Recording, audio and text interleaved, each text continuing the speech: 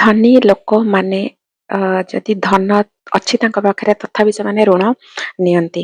ଆଉ କିନ୍ତୁ middle class ଲୋକମାନେ ଋଣକୁ ଡରନ୍ତି। ଆଉ କାହିଁକି? କାରଣ ଦୁହେଁ ଋଣଟାକୁ ଭିନ୍ନ ଭାବରେ ବୁଝିଥାନ୍ତି ଓ ଭିନ୍ନ ଭାବରେ ତାକୁ ଆପ୍ଲାଏ କରନ୍ତି।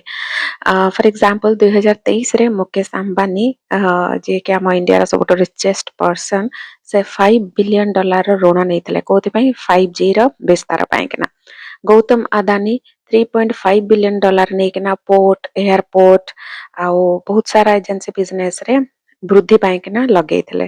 ତ ଧନୀ ଥିଲେ ମଧ୍ୟ ଏମାନେ ତ ବହୁତ ଧନୀ, ଏମାନଙ୍କର ଧନ ଅଛି, ତ ଏମାନେ ଏତେ ବଡ ବଡ ଋଣ କଣ ପାଇଁ ନେଉଛନ୍ତି? ମନରେ ନିଶ୍ଚୟ କ୍ୱେଶ୍ଚିନ୍ ଆସୁଥିବ, ରାଇଟ୍?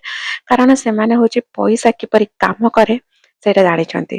ତ ଆମ ମଧ୍ୟରୁ ଅଧିକାଂଶ ଭାରତୀୟ ମାନେ ଋଣ ନେଉଛୁ ଲିଆବିଲିଟି କିଣିବା ପାଇଁକିନା, ଯଥା ଗାଡି, ମୋବାଇଲ, ଫର୍ଣ୍ଣିଚର୍ସ ଏଟସେଟ୍ରା।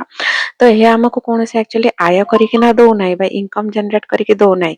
କିନ୍ତୁ ଧନୀ ଲୋକମାନେ ଋଣ ନେଉଛନ୍ତି ଆସେଟ କ୍ରିଏଟ କରିବା ପାଇଁ, ଯଥା ବ୍ୟବସାୟ, ନୂଆ ବ୍ୟବସାୟ ସୃଷ୍ଟି କରିବା ପାଇଁ, ବା ଯଦି ବ୍ୟବସାୟ ଅଛି ବ୍ୟବସାୟକୁ ଏକ୍ସପାଣ୍ଡ କରିବା ପାଇଁ କିନା, ଫ୍ୟାକ୍ଟରି କରିବା ପାଇଁ କିନା, ଟାୱାର, ଏୟାରପୋର୍ଟ ଏଟସେଟ୍ରା। ଯୋଉଥିରୁ ସେମାନେ ଯୋଉଟା ଋଣର ସୁଧ ରହିବ ତାଠୁ ବହୁତ ଅଧିକ ସେମାନେ ଆୟ କରିପାରିବେ।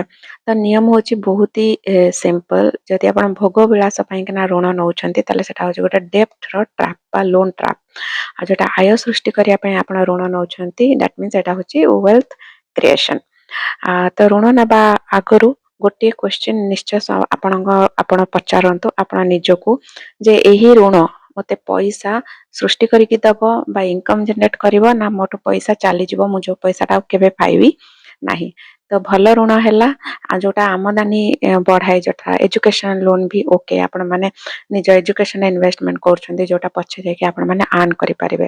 ବ୍ୟବସାୟ ବୃଦ୍ଧି କରିବା ଋଣ, ରେଣ୍ଟାଲ ପ୍ରପର୍ଟି, ବା ଆପଣ ମାନେ କୌଣସି ସ୍କିଲ୍ ଡେଭଲପ କରିବାକୁ ଚାହୁଁଛନ୍ତି ସେଥିପାଇଁ ପଇସା ଖର୍ଚ୍ଚ କରୁଛନ୍ତି, ତ ବି ସେଟା ଭଲ ଋଣ। ଖରାପ ଋଣ କୋଉଟା? ଆପଣ ଯୋଉଟା ଲକ୍ଜରୀ ଫୋନ EMI ରେ ନେଲେ, ଟୁର କହୁଛନ୍ତି ମାନେ ବୁଲିବାକୁ ଯାଉଛନ୍ତି ସେ ବି EMI ରେ, ଲାଇଫଷ୍ଟାଇଲ ସପିଂ କରୁଛନ୍ତି ସେ ବି EMI ରେ ବା କ୍ରେଡିଟ କାର୍ଡରେ, ତ ଏଗୁଡାକ ହଉଛି ଖରାପ ଋଣ। ତ ମନେ ରଖନ୍ତୁ, ଧନୀ ଲୋକମାନେ ଋଣକୁ କେବେ ଟାଳନ୍ତି ନାହିଁ କିନ୍ତୁ ବୁଦ୍ଧିମତାର ସହିତ ବ୍ୟବହାର କରନ୍ତି।